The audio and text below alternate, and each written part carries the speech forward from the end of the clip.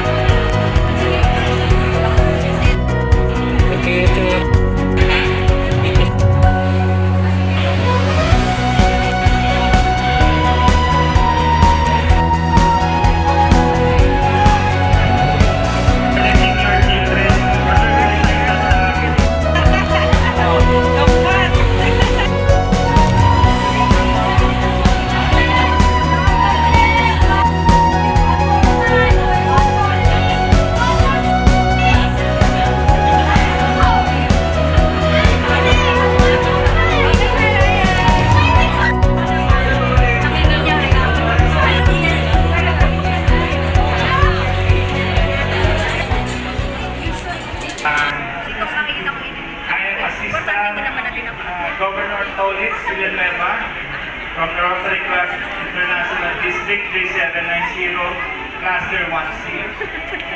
It is with great pleasure to be here with all of you today to celebrate the start of new Rotary year 24-2025. As we participate in today's kickoff project with the team, let's spread the magic of Rotary. Love our elderly. We are reminded of wonders that Rotary makes. We also remember our senior citizens who have stood as inspiration and example for our all young ones, which is indeed of particular importance. This activity is a way of giving back to them, our beloved seniors. School of Medicine, headed by Erika Ray Estrada.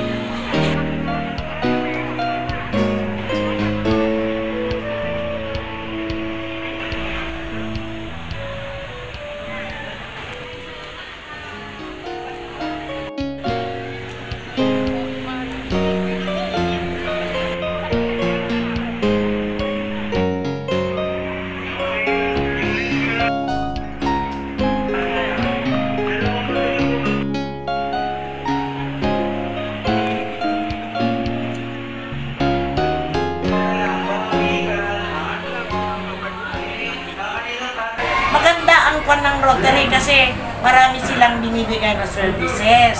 Hindi lang sa diabetes. Nagbibigay pa sila ng mga buwan sa mata, yung mga education sa mata. Nagbibigay sila ng payo tungkol sa mata. Nagbibigay din sila ng payo sa mga diet ba? Yung nagbibigay sila ng paano mag-diet para hindi tumaas ang sugar, ganun po. Pinunta na dito ang servisyo, hindi na kami dati. Hindi na kami pupunta sa mga doctors or whatsoever na magpapacheck. Nagpapasalamat po ako sa medical mission na ito patungkol sa check-up ng mata sa mga bata, yung tuloy. Malaking tulong po ito sa amin, lalo sa senior na medyo kailangan po namin ng salamin.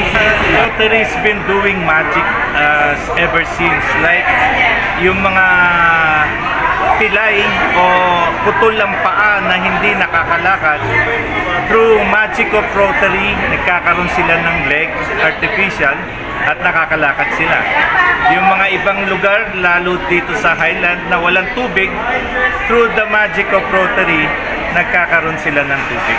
Gagawin po natin ang lahat para matulungan natin ang sambayan ng Pilipino, lalo na dito sa atin sa Baguio at Karatig. In other words,